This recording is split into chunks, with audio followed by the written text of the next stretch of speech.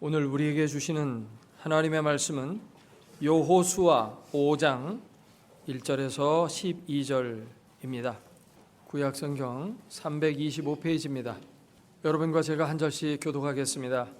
요단 서쪽의 아모리 사람의 모든 왕들과 해변의 가나안 사람의 모든 왕들이 여호와께서 요단 물을 이스라엘 자손들 앞에서 말리시고 우리를 건너게 하셨음을 듣고 마음이 녹았고 이스라엘 자손들 때문에 정신을 잃었더라.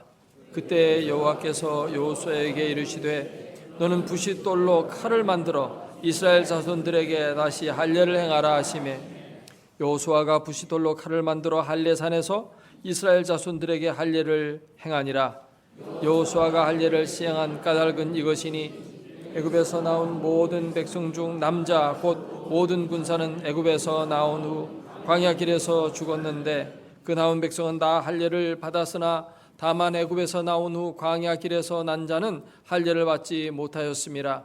이스라엘 자손들이 여호와의 음성을 청종하지 아니하므로 여호와께서 그들에게 대하여 맹세하사 그들의 조상들에게 맹세하여 우리에게 주리라고 하신 땅 곧 젖과 꿀이 흐르는 땅을 그들이 보지 못하게 하리라 하시매 애굽에서 나온 족속 곧 군사들이 다 멸절하기까지 40년 동안을 광야에서 헤매었더니 그들의 대를 잇게 하신 이 자손에게 여호수아가 할례를 행하였으니 길에서는 그들에게 할례를 행하지 못하였으므로 할례 없는 자가 되었음이었더라. 또 그 모든 백성에게 할례를 행하기를 마침에 백성이 진중 각 초소에 머물며 낫기를 기다릴 때 여호와께서 여호수아에게 이르시되 내가 오늘 애굽의 수치를 너희에게 떠나가게 하였다 하셨으므로 그곳 이름을 오늘까지 길갈이라 하느니라. 또 이스라엘 자손들이 길갈에 진을 쳤고 그달 14일 저녁에 여리고 평지에서 유월절을 지켰으며 그 유월절 이튿날에 그 땅의 소산물을 먹되 그날에 무교병과 볶은 곡식을 먹었더라. 이스라엘 사람들이 다시는 만나를 얻지 못하였고 그해 가나안 땅의 소출을 먹었더라.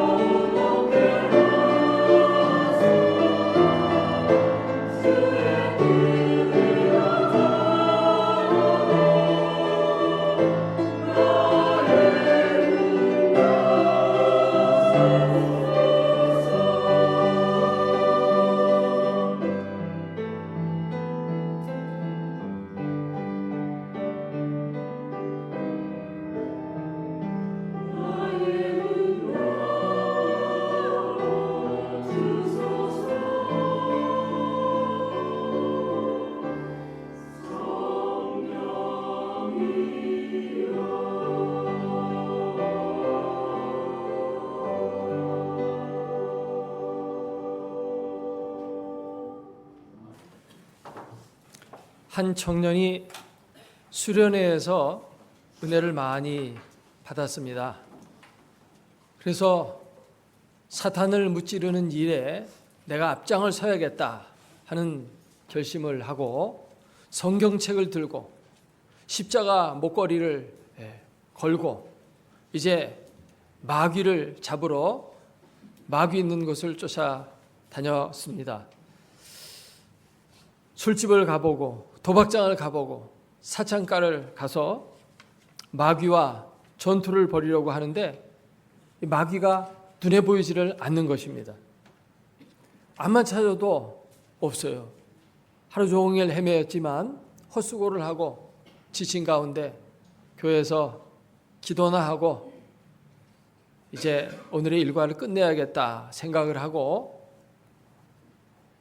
교회로 돌아왔습니다. 근데 놀랍게도 교회 지붕 위에 마귀들이 새까맣게 들러붙어 있는 것입니다. 그래서 이 청년은 소리를 쳤습니다. 이 마귀들아, 왜 술집, 도박장, 사창가 이런 데는 없고 왜 하필이면 교회에 다 모여 있는 거냐? 그러니까 대장처럼 보이는 마귀가 빈정대며 이렇게 말을 합니다. 이미 내 수중에 들어온 곳에는 내가 가 있을 필요가 없지 않느냐. 우리가 진짜 목표로 삼는 곳은 바로 이곳, 교회다. 이곳만 무너뜨리면 우리는 승리하는 것이다. 깊이 생각해야 될 교훈을 주는 이야기입니다. 이스라엘 백성들은 하나님의 기이한 도우심을 힘입어서 요단강을 육지처럼 건넜습니다. 제사장들은 하나님의 언약궤를 메고 우기 때 차고 넘치는 요단강에 들어섰고 하나님께서 놀라운 능력으로 그 요단강을 멈추게 하셨습니다. 노도와 같이 흘러내리던 요단강은 오히려 그곳에 물이 절벽처럼 쌓이면서 역류하는 현상까지 생기게 되었고 이스라엘 백성들은 안전하게 그 요단강을 잘 건널 수가 있었습니다. 보통 때와 달리 비가 많이 오는 이 우기철에 요단강을 건넌다는 것은 굉장히 위험한 일이었지만 너무도 안전하게 다리를 놓고 건너가는 것도 아니었고 쉽게 요단강이 갈라지니까 육지를 걸어가듯이 맨 땅을 걸어가듯이 그렇게 쉽게 건널 수가 있었던 것입니다. 그 광경을 목도한 가나안에 있는 여러 족속들은 간담이 서늘해질 수밖에 없었습니다. 그 말씀이 오늘 본문 1절의 내용입니다. 이스라엘 백성들이 놀라운 기적으로 이 요단강을 건너는 모습을 보면서 그들은 정신을 잃어버렸다고 했어요. 그들은 싸울 용기도 다 잃어버렸고 사기는 땅에 떨어지고 전투할 엄두조차 내지 못하는 그런 상황 가운데 빠지게 되었다는 것입니다. 사실 가나안에 살고 있는 사람들은 일찍부터 이스라엘이 놀라운 위력을 발휘하면서 지금 가나안 땅을 향해 오고 있다는 소식을 들어 알고 있었습니다. 기생 라합이 이스라엘의 정탐꾼 2명에게 이제 알려준 것은 무엇이었냐면 지금 여리고성에 살고 있는 모든 백성들은 다 두려워 떨고 있다. 당신들이 이집트에서 어떻게 나왔고 이집트 군사들을 어떻게 홍해에서 수장시켰고 홍해를 어떻게 갈랐고 강대한 민족이었던 여리고 족속들을 전멸시켰고 하는 이야기들을 우리가 다 듣고서 지금 다 두려워 떨고 있었다고 하는 그런 전언을 들은 바 있습니다. 근데 지금 요단강마저 가르고 그곳을 건너오고 있는 그 모습을 보면서 그들은 정말 눈이 동그래지고 놀랄 수밖에는 없었던 것이죠. 바로 이런 시점에서 이제 여호와의 공격 명령만 떨어지면 이스라엘 군대는 사기가 충천해서 이 여리고성을 함락시킬 수 있는 그러한 입장에 있었습니다. 원수는 두려워 떨고 있고 이스라엘은 사기가 충천했고 심리전에서부터 벌써 압도하고 있고 이기고 있었습니다. 이러한 시점에서 지금 하나님의 명령이 떨어지기를 기다리고 있는 이 순간에 하나님께서는 이스라엘 백성들에게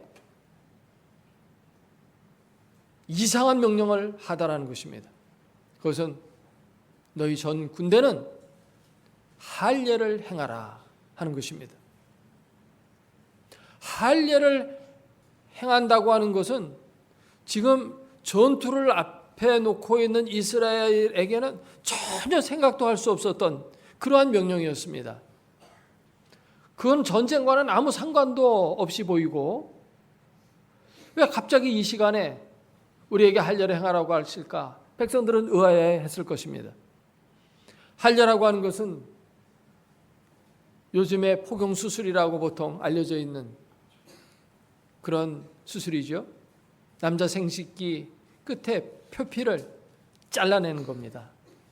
그렇기 때문에 거동이 불편해서 제대로 걷기도 힘들고 또 달릴 수는 더더욱 없는 그런 입장에 처하게 되는 거죠. 그래서 한 3, 4일 동안은 푹 쉬어야 됩니다. 근데 지금 이 할례를 행하라고 하는 이 시점이 참 그 말씀을 준행하기에는 너무도 힘들고 어려운 시점이에요. 물론 하나님의 백성은 마땅히 할례를 받아야 되죠. 그러나 이스라엘 백성들이 광야를 지나면서 길을 행할 때 그 할례를 행하지 못했기 때문에 지금 행하라고 하는 겁니다. 그런데 지금 전쟁을 앞에 놓고 이 명령을 주신 것이 참 의아합니다. 전쟁에 대해서 승리를 거두고 여리고성을 점령하고 난 다음에 잔치를 즐기고 푹 쉬면서 그때 하라고 하면 얼마나 좋겠습니까? 그런데 전쟁을 앞에 놓고 할례를 행하라는 것입니다. 이것은 적군 앞에서 일단 너희들이 들고 있는 칼과 창을 다 내려놓아라. 그리고 너의 발에 맷돌과 같은 돌멩이를 하나씩 묶어라 하는 것과 별반 다를 게 없어요. 적이 쳐들어오면 그냥 당하는 것입니다. 무기도 없지. 몸에는 커다란 돌멩이를 하나씩 달고 있지. 뛸 수도 없고 싸울 수도 없고 전멸하는 겁니다. 할례를 받는 것은 마치 그것과 같은 거예요. 왜 전쟁을 앞에 놓고 하나님은 무장 해제를 하라고 하실까요?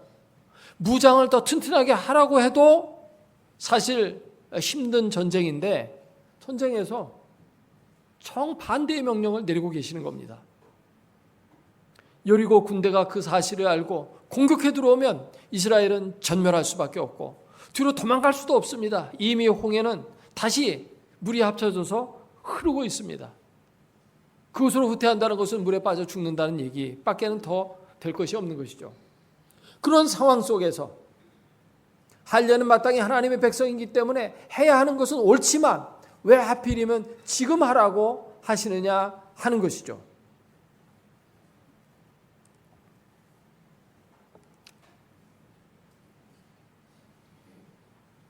하나님께서 이러한 명령을 내리신 것이 매우 인간적인 편에서 볼 때는 어리석기 그지없는 그러한 작전 명령이 아닐 수 없습니다.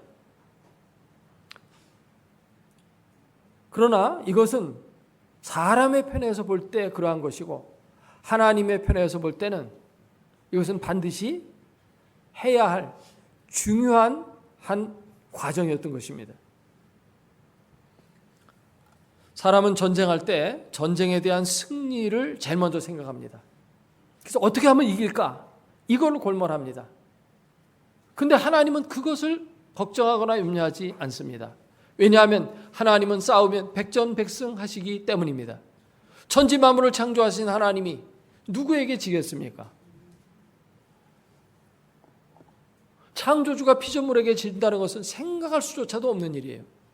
그래서 하나님은 승리에 대한 생각, 그것은 전혀 하지 않으시는 거죠. 지금 적군이 앞에 있다는 것 염두에도 두지 않고 명령을 하달하십니다. 그건 중요하지 않다는 것입니다. 정말 중요한 게 뭐냐면 너희들이 어떤 군대냐 하는 것이 더 중요한 것이었습니다.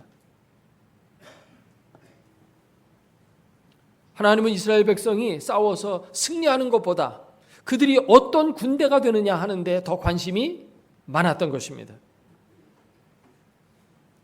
이스라엘 백성, 그들이 누굽니까? 그들은 하나님의 백성들입니다. 그래서 지금 가나안 땅에서 이스라엘 백성과 가나안 군대와의 전쟁을 하는 것은 하나님의 군대와 세상 군대와의 싸움입니다. 단순히 이스라엘과 가나안 군대가 싸우는 게 아니에요. 하나님의 명령을 따라서 하나님의 나라를 세우고자 하는 하나님의 군대와 세상 죄악의 도시를 지키고자 하는 그 세상 군대와의 싸움인 것입니다. 그렇기 때문에 하나님은 이스라엘 백성들이 하나님의 군대라는 표지를 몸에 달고 싸우기를 원하셨습니다. 일제시대에 손기정 선수가 마라톤을 해서 올림픽에서 금메달을 땄습니다. 그렇지만 그때 울려 퍼진 국기는, 솟아오른 국기는 일장기였고 울려 퍼진 국가는 일본의 국가였습니다. 분명히 대한 사람이 뛰었는데 승리의 영광은 누가 가져갔습니까? 일본이 가져갔습니다. 그가 몸에 일장기를 달고 뛰었기 때문입니다. 몸에 무엇을 달고 뛰느냐, 이게 중요한 것입니다. 만일 그가 태극기를 몸에 달고 뛰었다면 애국가가 울려 퍼지고 태극기가 휘날렸을 것입니다. 지금 이스라엘 백성들이 전쟁을 앞에 놓고 세상 사람들과 똑같은 모습으로 싸운다면, 다만 무기만 좋고 전략만 잘 짜서 승리했다 할지라도 그것은 그저 세상 사람들의 싸움에 불과할 것입니다. 무할례자와 무할례자와의 싸움이고, 세상 사람들이 볼 때는 그냥 일반 국가끼리 서로 싸우는 것에 불과한 그런 모습이었을 것입니다. 그래서 하나님은 그들에게 하나님의 군대라고 하는 표지를 몸에 달기를 원하셨던 것이죠. 그래서 그들에게 할례를 명령하셨던 것입니다.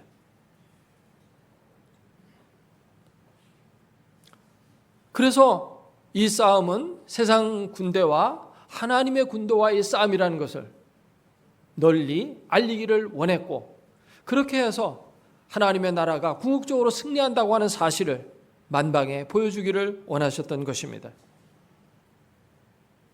이스라엘 백성이라고 해서 항상 전쟁에서 승리했던 것은 결코 아닙니다. 그들이 하나님 편에 섰을 때만 승리했습니다. 성경을 읽어보면 이스라엘 백성들이 전쟁을 많이 했어요. 많이 했지만 수많은 전투에서 그들은 패배했습니다. 승리보다 패배가 더 많았는지도 몰라요.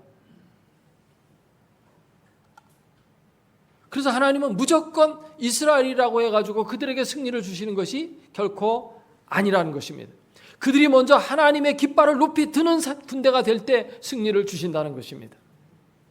그들의 몸에 하나님의 백성이라는 표지를 먼저 가질 때 하나님이 이스라엘에게 승리를 주시는 거예요. 이스라엘 백성이 하나님을 무시하고 하나님을 때로는 거역하고, 우리는 하나님이 선택한 백성이니까 하고 무조건 나가서 싸웠을 때 그들은 번번이 패배했어요. 오히려 무기가 많았음에도 많이 졌어요. 그러나 하나님의 깃발을 높이 들 때 그들은 정말 무기도 변변치 않고 숫자도 적은데 언제나 승리를 거두었다는 사실입니다. 그러니까 승리는 하나님 편에 설 때 비로소 주어진다는 것을 오늘 본문은 우리에게 교훈해 주고 있는 것입니다.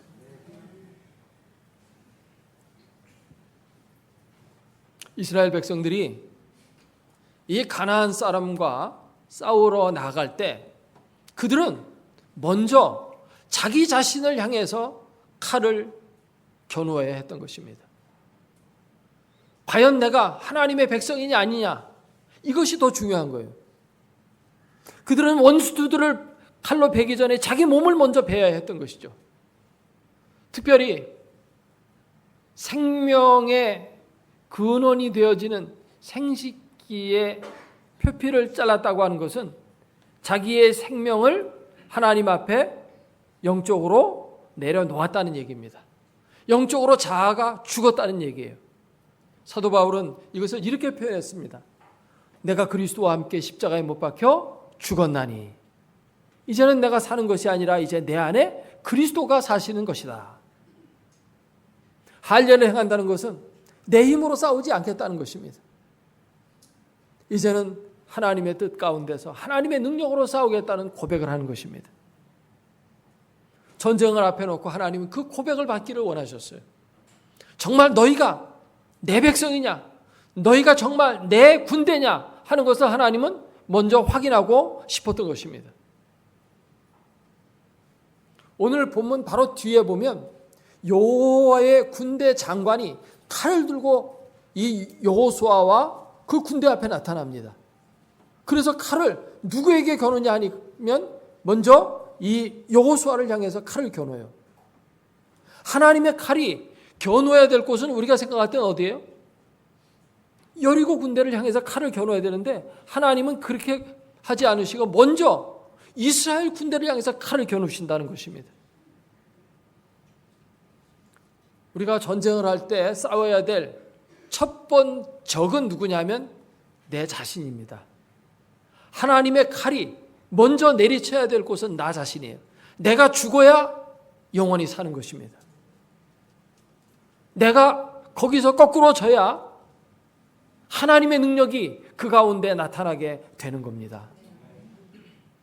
우리가 원수와 싸우기 전에 먼저 싸워야 될 대상은 하나님이에요. 하나님. 야곱이 이방 객지에서의 생활을 다 마치고 자기 고향으로 돌아올 때 형 에서가 400명의 군대를 이끌고 이 야곱을 죽이려고 마주오고 있었습니다. 정말 위기의 순간입니다. 이때 야곱은 야복 강가에서 하나님과 씨름을 합니다. 이 야곱은 자기 형과 싸우기 전에 자기 형의 그 무서운 400명의 군사와 싸우기 전에 먼저 하나님과 싸웁니다. 밤새도록 싸워요. 대충 싸우는 게 아닙니다. 정말 기력이 다하기까지 최선을 다해서 목숨을 걸고 싸워요. 그리고 마침내 하나님으로부터 이런 말을 듣습니다. 네가 이겼다. 네가 나와 싸워 이겼다. 이제부터는 너의 이름을 이스라엘이라 부르리라. 이스라엘이란 말은 하나님과 겨루어 이겼다는 뜻이에요. 하나님과의 싸움에서 이기고 나니까 그 다음 자기 형의 군대와 싸우는 것은 너무 쉬워지는 거예요. 싸울 것도 없었습니다.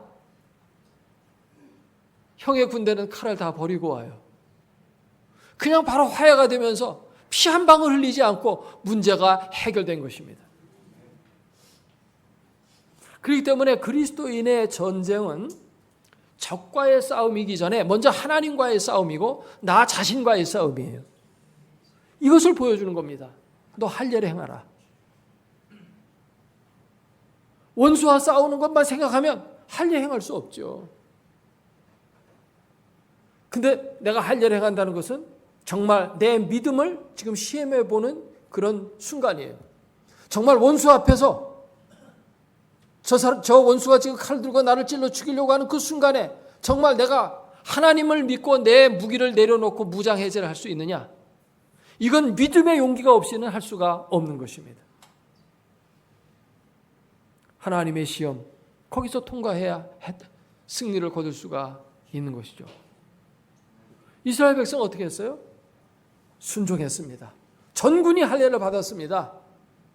그리고 그들은 여리고를 너무도 쉽게 점령합니다. 싸워서 승리한 게 아니라 여리고성을 돌기만 했는데도 여리고성이 무너지고 대승리를 거두게 되었던 것입니다.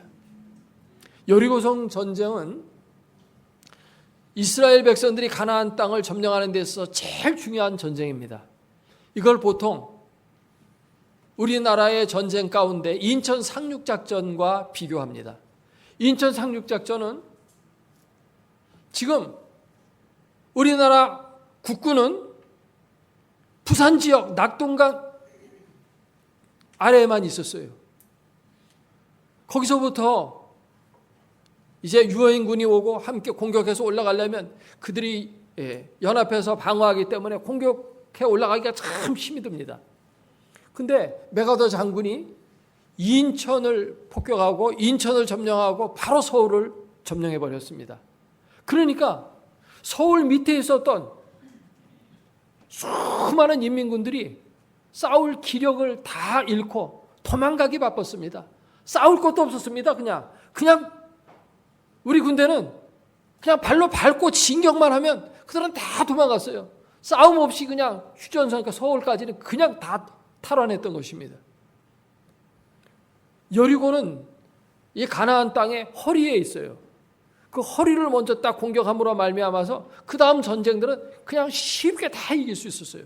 근데 이 가장 중요한 전쟁에서 하나님은 전쟁에 대한 어떤 비결을 가르쳐 준 것이 아니고 네가 하나님의 군대가 될 수 있겠느냐를 물은 것입니다. 나와 함께 싸우려면 너희는 철저하게 내 명령에 복종해야 되는데 그걸 할 수 있겠느냐? 하나님은 쉬운 명령을 내리지 않고 굉장히 어려운 명령을 내렸어요. 이제 전쟁하기 위해서 너는 고지에 올라가서 고지를 탈환하고 고지에다가 진지를 구축하라고 하면 누구나 다 할 수 있는 겁니다. 그런데 이스라엘 백성들에게 너희는 절벽으로 가라. 낭떠러지 옆에 서라. 그러는 것입니다. 적이 거기서 막 활만 쏴도 피하다가 낭떠러지 떨어져서 다 죽을 수밖에 없는 그런 자리로 하나님이 가라고 하십니다. 내 명령에 순종할 수 있겠느냐? 너희는 정말 위기 상황 속에서 내 편에 서겠느냐? 선다면 너희는 내 군대다. 너희는 세상 군대가 아니라 하나님의 군대다라고 말씀하고 계시는 것입니다. 그런데 이스라엘 백성들은 순종했어요. 순종함으로 대승리를 거두고 너무도 쉽게 가나안 땅 전역을 차지하게 되었던 것입니다. 하나님의 말씀에 순종하고 하나님 편에 서서 하나님의 군대가 되면 누구나 이런 승리를 얻게 되는 줄로 믿습니다. 우리의 삶 속에 많은 영적인 전투가 있습니다. 가정적인 문제, 직장의 문제, 진로의 문제, 대인관계의 문제, 사회의 복잡한 문제들이 굉장히 많이 있고 또 육신의 질병의 문제 등등이 많이 있어요. 하나님은 때때로 우리에게 결단을 요구하기 위해서 벼랑 끝으로 몰고 가셔요. 거기에서 정말 하나님의 말씀을 따르겠느냐? 진짜 믿음은 그 위기 가운데서 빛나는 것입니다. 보통 때는 우리의 믿음이 잘 드러나질 않아요.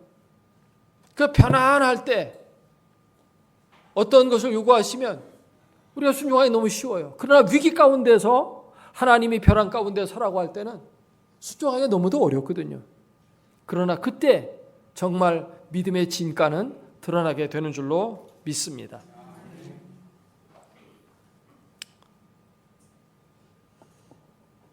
예수 전도단을 창설한 로넨 커닝햄이라는 분은 벼랑 끝에 서는 용기라는 책에서 우리가 하나님의 나라를 확장하고 세워 나가는 데 있어서 하나님은 우리를 벼랑 끝으로 모신다라고 이렇게 갈파하고 있습니다. 그때 그 벼랑 끝에 서는 용기를 가져야만 하나님의 능력을 체험하고 그 앞길에 시온의 대로가 활짝 열리게 된다고 말하고 있습니다. 하나님이 이스라엘을 적군 앞에서 무장 해제시키셨듯이 하나님은 종종 우리를 벼랑 끝으로 몰고 가십니다. 하나님께서 우리를 벼랑 끝으로 몰고 가시는 이유는 우리를 변화시키시고 성장시키실 뿐만 아니라 우리 안에 담아두신 하나님의 날개를 보여주시기 위해서입니다. 벼랑 끝에 섰을 때 우리는 우리에게 날개가 있음을 깨닫게 됩니다. 어느 시인은 벼랑 끝에서 날 수 있음을 다음과 같이 노래했습니다.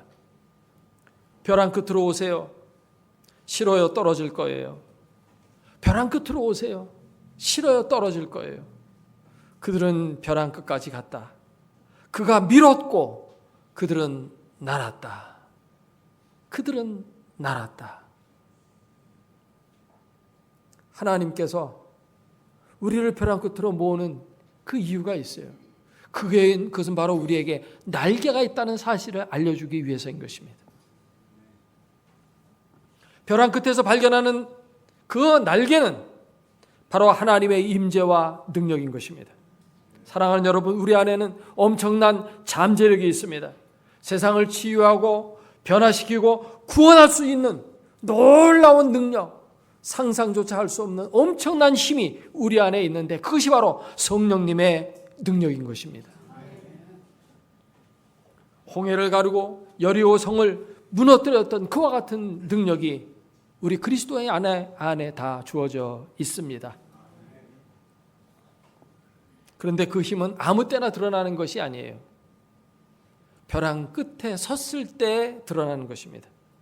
주저함 없이 강하고 담대하게 하나님의 말씀에 순종하며 나아가는 그리스도의 군대 가운데 그 놀라운 능력이 발휘되는 것입니다.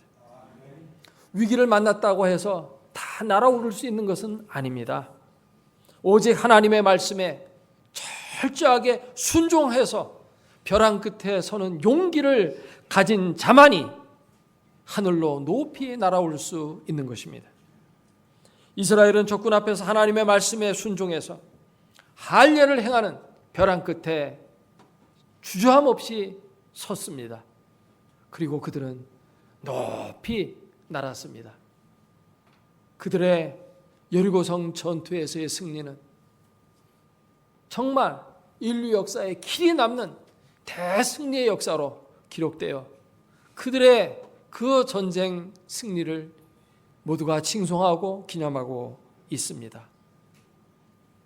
이와 같은 전투는 하나님이 우리에게 종종 요구하시고 인도하십니다.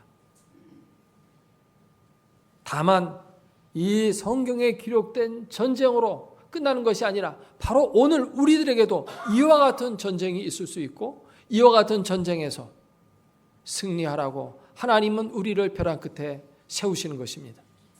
누가 하나님의 말씀을 따라서 그 낭떠러지로 가겠습니까?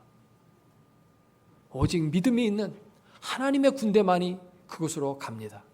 그리고 그 군대만이 하늘 높이 날게 되는 것입니다. 기도하겠습니다.